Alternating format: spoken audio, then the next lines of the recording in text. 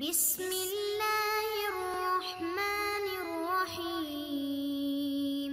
بسم اللہ الرحمن الرحیم۔ السلام علیکم عزیز طلبہ کرام، امید ہے آپ حضرات خیریت سے ہوں گے۔ آج ہمارا مبادیات الحدیث کا سبق نمبر 33 ہے، جس کا عنوان ہے احادیث کی تصحیح و تضعیف کے اصول و قواعد۔ گزشتہ سبق کے اندر ہم لوگوں نے طبقات کتب حدیث باعتبار صحہ اور طبقات الروات کے بارے میں گفتگو کی تھی۔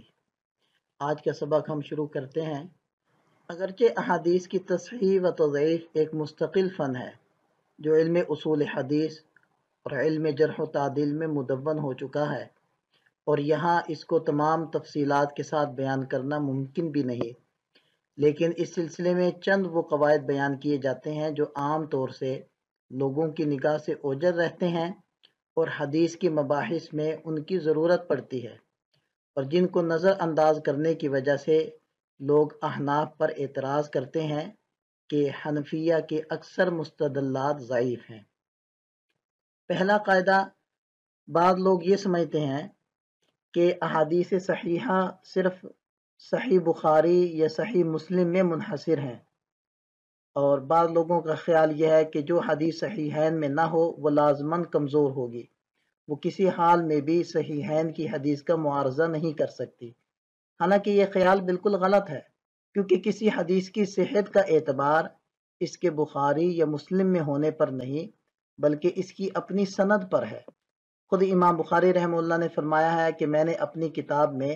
احادیث صحیحہ کا استیعاب نہیں کیا، لہذا یہ عین ممکن ہے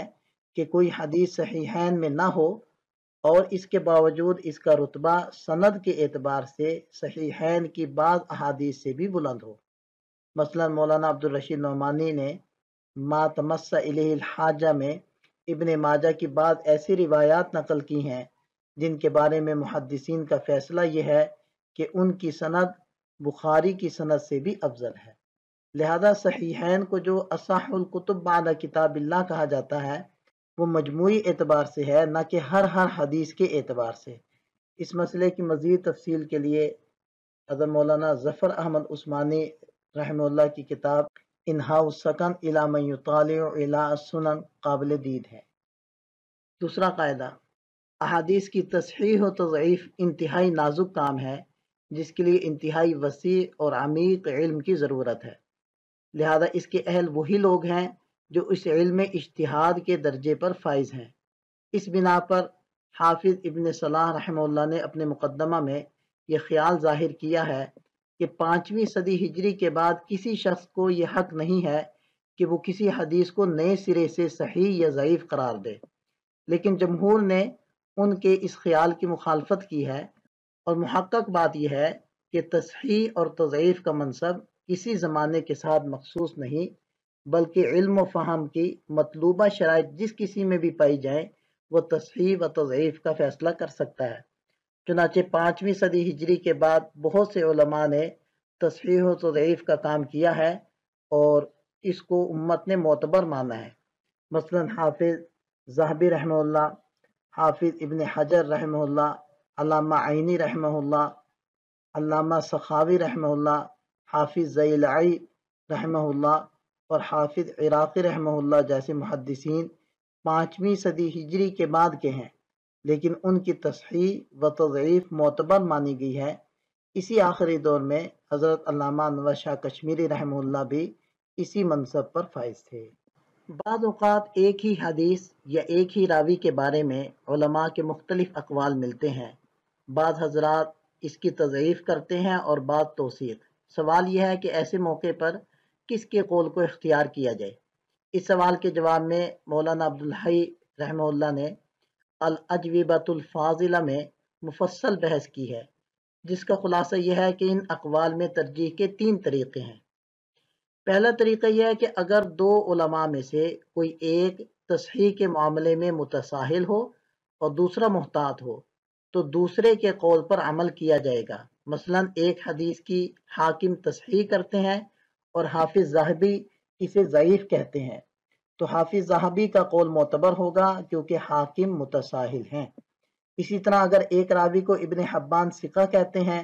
دوسرے حضرات غیر ثقہ قرار دیتے ہیں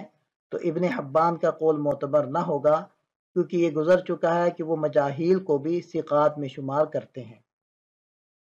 دوسرا طریقہ یہ ہے کہ اگر دو محدثین میں سے کوئی ایک متشدد ہو اور دوسرا معتدل، تو دوسرے کے قول کا اعتبار ہوگا۔ مثلا ابن جوزی بہت متشدد ہیں اور حافظ ابن حجر یا حافظ ذہبی معتدل ہیں، لہذا ابن الجوزی کے مقابلے میں ان دو حضرات کا قول معتبر ہوگا۔ مولانا عبدالحی لکھنوی نے حافظ ابن حجر سے نقل کیا ہے کہ ائمہ جرح و تعدیل میں زمانہ کے اعتبار سے 4 طبقات ہیں۔ انہی طبقات میں حافظ ابن حجر رحمہ اللہ نے یہ بتلایا ہے کہ ان میں کون متشدد ہے اور کون معتدل۔ پہلا طبقہ شعبہ اور سفیان ثوری کا ہے، ان دونوں میں شعبہ اشد ہیں۔ دوسرا طبقہ یحییٰ بن سعید القطان اور عبد الرحمن بن مہدی کا ہے، ان دونوں میں یحییٰ اشد ہیں۔ تیسرا طبقہ یحییٰ بن معین اور علی بن المدینی کا ہے، ان دونوں میں یحییٰ بن معین اشد ہیں۔ چوتھا طبقہ ابن ابی حاتم اور امام بخاری کا ہے، ان دونوں میں ابن ابی حاتم اشد ہے۔ لہذا جہاں ان حضرات میں باہم اختلاف ہو وہاں اشد کے قول کو چھوڑ کر متوسط کے قول کو اختیار کیا جائے گا۔ مولانا لکھنوی فرماتے ہیں کہ ان حضرات کے بعد کے علماء میں علامہ ابن جوزی، عمر بن بدر الموصلی، علامہ جوزقانی، حافظ سغانی اور صاحب سفر السعادہ اور ابو الفتح ازدی اور علامہ ابن تیمیہ بھی متشددین میں سے ہیں، لہذا حافظ ابن حجر، حافظ ذہبی، حافظ عراقی اور حافظ زیلعی وغیرہ جیسے معتدل علماء کے مقابلے میں ان حضرات کے اقوال کو چھوڑ دیا جائے گا۔ تیسرا طریقہ یہ ہے کہ فریقین کے دلائل پر غور کیا جائے اور جس کے دلائل قوی معلوم ہو اس کا قول اختیار کیا جائے، لیکن یہ کام وہی شخص کر سکتا ہے جسے علم حدیث کے متعلقات پر مکمل عبور حاصل ہو۔ معتدل علماء کے مابین اختلاف کی صورت میں یہی تیسرا طریقہ اختیار کیا جائے گا، یعنی اگر کسی شخص میں دونوں فریق کے دلائل کا موازنہ کرنے کی صلاحیت ہو تو وہ موازنہ کر کے کسی قول کو ترجیح دے سکتا ہے، ورنہ جس کے قول پر زیادہ اعتماد ہو اسے اختیار کیا جائے۔ احادیث کی تصحیح و تضعیف ایک اجتہادی معاملہ ہے جس میں مجتہدین کی آراء مختلف ہو سکتی ہیں، اور ایسی صورت میں کسی بھی مجتہد پر کوئی ملامت نہیں، نیز کسی مجتہد کا کسی حدیث سے استدلال کرنا اس بات کی دلیل ہے کہ وہ حدیث اس کے نزدیک قابل استدلال ہے، لہذا اس کے مقابلے میں کسی دوسرے مجتہد کا یہ قول پیش کرنا درست نہیں کہ وہ حدیث ناقابل استدلال ہے، کیونکہ ایک مجتہد کا قول دوسرے مجتہد کے خلاف حجت نہیں ہوتا۔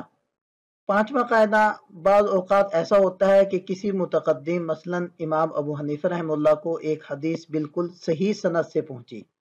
لیکن ان کے بعد اس حدیث کی سند میں کوئی ضعیف راوی آ گیا، چنانچہ بعد کے لوگ اسے ضعیف قرار دے دیتے ہیں۔ ظاہر ہے کہ بعد کے لوگوں کی یہ تضعیف امام ابو حنیفہ رحمہ اللہ پر حجت نہیں ہو سکتی۔ حنفیہ کے علاوہ دوسرے علماء نے بھی اس قاعدے کی تصریح کی ہے، اسی وجہ سے یہ ضروری نہیں کہ جو حدیث امام بخاری رحمہ اللہ کے زمانے میں ضعیف قرار دی گئی ہو وہ پہلے زمانے میں بھی ضعیف رہی ہو۔ حافظ ابن صلاح رحمہ اللہ نے مقدمہ میں لکھا ہے کہ جب ہم کسی حدیث کو صحیح قرار دے دیتے ہیں تو اس کا مطلب یہ نہیں ہوتا کہ وہ نفس الامر میں بھی یقیناً صحیح ہو، بلکہ اس کا مطلب یہ ہوتا ہے کہ اس میں صحیح کی وہ فنی شرائط موجود ہیں جو محدثین نے صحیح کے لیے مقرر کی ہیں، لہذا ظن غالب یہ ہوتا ہے کہ وہ نفس الامر میں بھی صحیح ہوگی، اس لیے کہ نفس الامر کی صحت کا یقین تواتر کے بغیر نہیں ہوتا، لہذا صحیح میں بھی یہ احتمال موجود ہے کہ نفس الامری طور پر کوئی غلطی رہ گئی ہو، کیونکہ خطا و نسیان ثقہ سے بھی ممکن ہے اور اس کا امکان ہے کہ کسی راوی سے کوئی وہم ہوا ہو، البتہ اس احتمال پر عمل اس وقت تک جائز نہیں جب تک کہ اس احتمال کا ثبوت دوسرے قرائن و دلائل قویہ سے نہ ہو جائے۔ لہذا اگر دوسرے دلائل قویہ اس بات پر دلالت کرتے ہوں کہ اس حدیث صحیح پر کسی راوی کو وہم ہوا ہے تو اس حدیث کو ترک کیا جا سکتا ہے، مثلا یہ کہ زیادہ صحیح احادیث اس کے معارض ہوں، یا وہ حدیث قرآن کریم کی کسی واضح آیت کے خلاف ہو۔ اسی طرح جب ہم یہ کہتے ہیں کہ فلاں حدیث ضعیف ہے تو اس کا مطلب یہ نہیں ہوتا کہ وہ نفس الامر میں بھی واقعتاً جھوٹی ہے، بلکہ مطلب یہ ہوتا ہے کہ اس میں صحیح یا حسن کی فنی شرائط نہیں پائی جاتی جن کی وجہ سے وہ اتنی قابل اعتماد نہیں ہے کہ اس پر کسی شرعی مسئلے کی بنیاد رکھی جا سکے، ورنہ یہ احتمال موجود ہے کہ ضعیف راوی نے بالکل سچی بات نقل کی ہو، اس لیے کہ ضعیف راوی ہمیشہ غلطی نہیں کرتا، لیکن اس احتمال پر عمل اس وقت تک جائز نہیں جب تک دوسرے دلائل قویہ اس کو ثابت نہ کر دیں۔ اب بسا اوقات ایسا ہوتا ہے کہ کسی مجتہد کے پاس ایسے دلائل قویہ موجود ہوتے ہیں جن کی بنا پر وہ اس ضعیف احتمال کو راجح قرار دے کر کسی حدیث صحیح کو ترک کر دیتا ہے یا حدیث ضعیف کو اختیار کرتا ہے، تو اس صورت میں اس کو حدیث صحیح کا تارک یا حدیث ضعیف پر عامل نہیں کہا جا سکتا۔ یہ بات ایک مثال سے واضح ہوگی۔ امام ترمذی رحمہ اللہ نے کتاب العلل میں لکھا ہے کہ میری کتاب میں 2 حدیثیں ایسی ہیں جن پر کسی فقیہ کا عمل نہیں۔ ایک حضرت ابن عباس رضی اللہ عنہ کی روایت جو آپ حضرات کے سامنے ہے، فرماتے ہیں کہ حالانکہ سند کے اعتبار سے یہ حدیث قابل استدلال ہے۔ دوسری حدیث حضرت امیر معاویہ رضی اللہ عنہ کی ہے، یہ حدیث بھی قابل استدلال ہے۔ ان دونوں حدیثوں کے ظاہر کو باجماع امت ترک کر دیا گیا ہے کیونکہ دوسرے دلائل قویہ ان کے خلاف موجود تھے، لیکن ان حدیثوں کے ترک کرنے کی وجہ سے کسی کو بھی تارک سنت نہیں کہا گیا۔ اسی طرح امام ترمذی رحمہ اللہ نے ابواب النکاح کے اندر حضرت ابن عباس رضی اللہ عنہما کی یہ روایت نقل کی ہے۔ اس حدیث کا صریح تقاضا یہ ہے کہ اگر زوج مشرکہ کے اسلام لانے کے 6 سال بعد بھی اس کا پرانا شوہر مسلمان ہو جائے تو نکاح جدید کی ضرورت نہیں، حالانکہ اس پر کسی بھی فقیہ کا عمل نہیں۔ چنانچہ امام ترمذی رحمہ اللہ اس حدیث کو نقل کرنے کے بعد فرماتے ہیں کہ ھذا حدیث لیس باسنادہ بأس لیکن لا نعرف وجہ الحدیث۔ یہاں پر امام ترمذی رحمہ اللہ نے ایک حدیث صحیح میں راوی کے وہم کے احتمال کو دوسرے دلائل کی وجہ سے راجح قرار دیا ہے۔ اس کے برعکس حدیث ضعیف پر بعض اوقات دوسرے دلائل کی وجہ سے عمل کر لیا جاتا ہے۔ چنانچہ اسی باب میں امام ترمذی رحمہ اللہ نے عمر بن شعیب کی روایت نقل کی ہے۔ اس حدیث کے بارے میں امام ترمذی لکھتے ہیں کہ ھذا حدیث فی اسنادہ مقال والعمل علی ھذا الحدیث عند اہل العلم وهو قول مالک بن انس والاوزاعی والشافعی واحمد واسحاق۔ تو کیا ان تمام ائمہ کے بارے میں یہ کہا جا سکتا ہے کہ یہ عامل بالحدیث ضعیف ہیں؟ ظاہر ہے کہ ان حضرات نے حدیث کو اس لیے اختیار کیا کہ دوسرے دلائل سے اس کی تائید ہو رہی تھی، لہذا اگر امام ابو حنیفہ رحمہ اللہ کسی مقام پر حدیث ضعیف کو دوسرے دلائل کی وجہ سے اختیار کریں تو وہ تنہا نشان ملامت کیسے ہو سکتے ہیں؟ اگر کوئی حدیث ضعیف مؤید بالتعامل ہو، یعنی صحابہ اور تابعین کا عمل اس کے مطابق ثابت ہو، تو وہ اپنے ضعف کے باوجود قابل استدلال ہو جاتی ہے۔ مثلا یہ حدیث پاک ہے،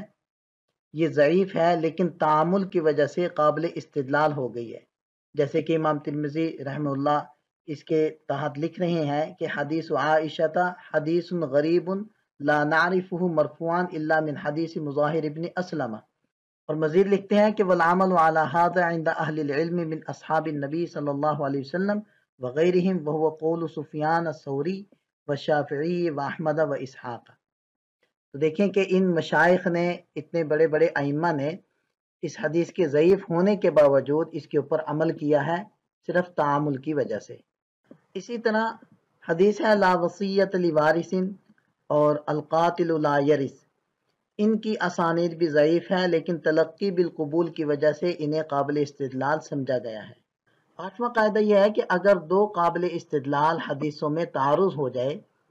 تو فقہاء و محدثین کی ایک جماعت علی الاطلاق قوت سند کو وجہ ترجیح قرار دیتی ہے اور اصح ما فی الباب کو اختیار کر لیتی ہے، لیکن امام ابو حنیفہ رحمہ اللہ کا مسلک ایسے مواقع پر یہ ہے کہ وہ اس حدیث کو ترجیح دیتے ہیں جو قرآن کریم یا شریعت کے اصول کلیہ کے موافق ہو، خواہ قوت سند کے اعتبار سے راجح نہ ہو۔ اگر یہ قواعد ذہن میں رہیں تو ان بہت سے اعتراضات کا جواب معلوم ہو سکتا ہے جو عموماً حنفیہ پر عائد کیے جاتے ہیں۔ آج کا ہمارا سبق مکمل ہوتا ہے۔ آج کے سبق کا خلاصہ کیا ہے جی؟ احادیث کی تصحیح و تضعیف کے اصول و قواعد، یہ 8 قاعدے ہم نے دیکھے ہیں، ان کو خوب اچھے سے سمجھ لیں۔ اللہ تعالیٰ ہم سب کا حامی و ناصر ہو،